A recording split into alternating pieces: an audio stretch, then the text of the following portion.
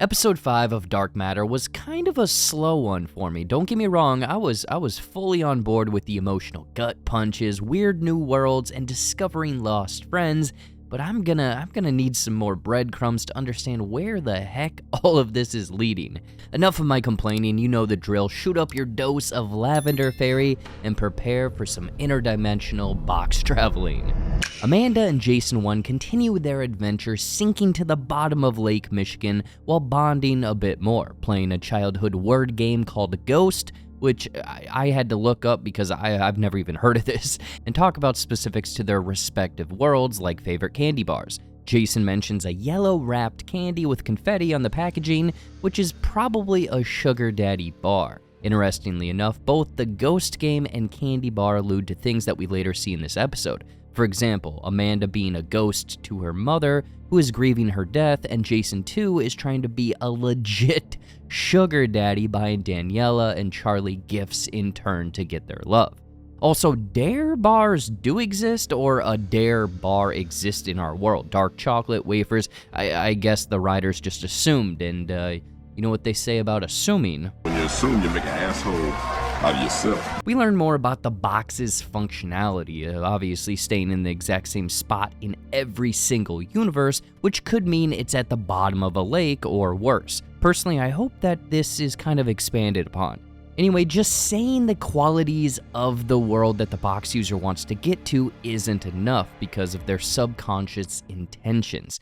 Behind every single word, promise, and so forth, our own potential nefarious intentions can bleed over. Amanda and Jason waking up to realize that the box has chosen, or they subconsciously chose while dreaming, is another cool wrinkle, which happens to put them in the world where Blair Kaplan exists, the first Velocity Labs personnel to go missing.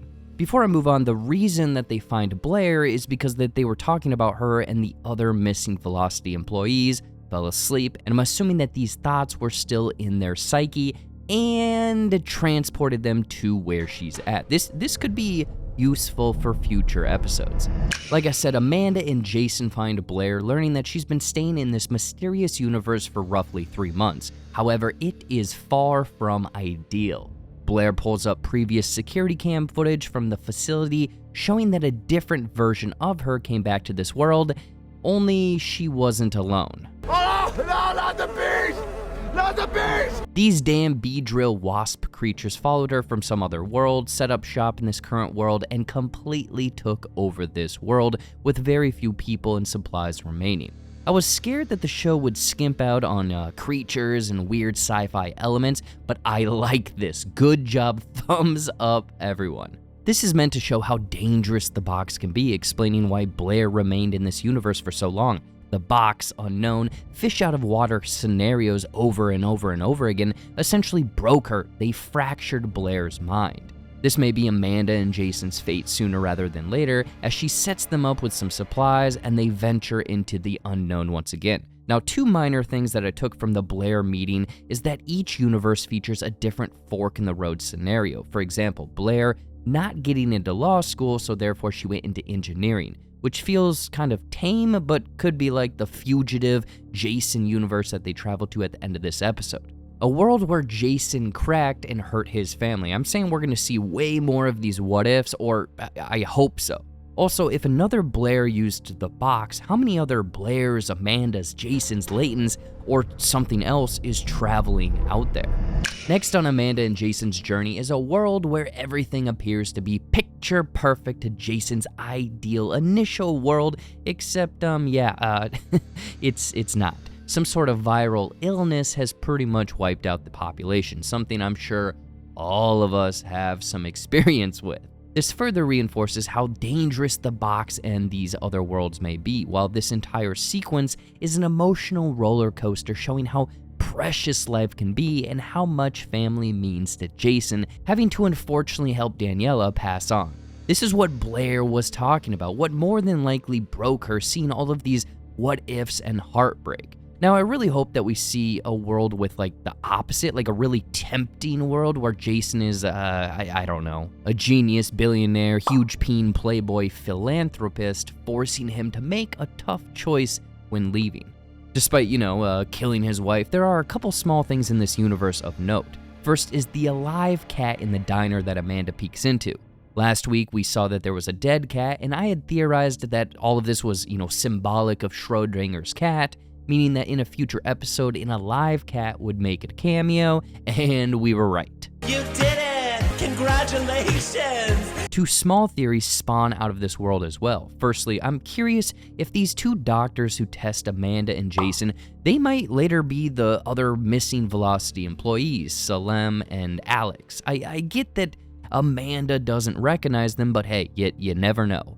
And with all of the red clothing symbolizing death in this world, I'm curious if Amanda's red jacket is spelling this out to be her fate down the road. Is Amanda going to die so Jason can live? Or maybe Jason saying, "I'm terrified of what I'm capable of," could allude to him hurting Amanda. Let me know your guesses or theories in the comments. The last world that they hit up hints at Jason being a mad criminal, I guess. Either way, Daniela Vargas, she changed her name back to her maiden name, is scared, and Charlie is now a greaser. So Jason and Amanda have to find a safe house leading them to Amanda's mother's, which all ties into subconscious thinking that we mentioned earlier, because Amanda talked about her mother not doing so well, so in this universe she is fine. However, Amanda seemingly has passed away. This ties into the grief Blair had hinted at and the ghost game from earlier, because to her mother, Amanda is a ghost. Maybe I'm digging too deep, but differences in times and dates have subtly been hinted here or there. Maybe time dilation is an unaccounted for concept of the box as well. Either way, Amanda's order of service claims that she passed away in April, when in Universe 1, the dates were October. I'll admit, maybe this pamphlet is old and her mother is still grieving, but then again, maybe these worlds are all in different times and years. While all of the Jason and Amanda shenanigans are going down, Jason 2 is training Layton more and more, as it's finally revealed what his plan with Layton actually is. In Jason 2's eyes, Layton is a cash cow, something we had theorized, but now it's actually revealed. Train Layton, give him his amples, charging him $1 million per dose, and send him on his way. So Jason's get-rich-quick scheme seems to be working according to plan, while we learn a few more properties of the box. The box doesn't allow them the full reaches of the multiverse, rather only worlds that are adjacent to theirs, ones that they were born into. They can't bring money back from one world to another because of the obvious serial number issues, and that when the box users' thoughts and subconscious intentions are aligned, only can they truly get to where they want to go. Now, I'm curious what these subconscious intentions could be, or what the heck Jason 2's are, because it appears that he is a master of the box. BT dubs, do not use master of the box as a pickup line. Back to it, the end of this episode sees Jason easily venturing into his original world, grabbing more supplies, talking with an employee, and jetting off. Jason 2, learning of Jason 1's revenge trip, kind of spooks him, giving Layton the keys to the multiverse, but tells him he is going to seal off this box to this universe. Jason 2 does not want Jason 1 to come back, despite it looking like that's kind of the trajectory of this series. The final conversation between Jason 2 and Daniela shows me that she is basically onto this imposter's games. Jason 2 doesn't have the experience of 15 years of marriage. He is selfish, and he's stumbling through all of it. Now, I think this is going to lead him to showing his hands, not in the way of him saying that he switched places with the original Jason from this world, but rather trick Daniela into thinking that the box is what he created using the money from Layton. So theoretically, most of his lies would be true in that case. However, maybe he tricks her and Charlie into finding a world where Max Desson is actually still alive, giving Daniela, Charlie, and Jason 2, quote, the perfect life, while Jason 1 has to chase them even further into the unknown. Crazy theories. Is any of this actually going to happen? Your guess is as good as mine. So let me know your thoughts, feelings, concerns, go-to McDonald's order, and theories you have in the comments, along with what you're thinking of Dark Matter so far and where you think things are going. Again, a slower episode that felt like a hand-holding session of how things work, but I am staying optimistic. Give me lizard people, that's all I want. Anyway, that's another breakdown. I've been Jared. If you like me and my stuff, I'd really appreciate a follow here on YouTube and all of my other platforms on screen and in the description. Do it, Bacardi and Cola, do it!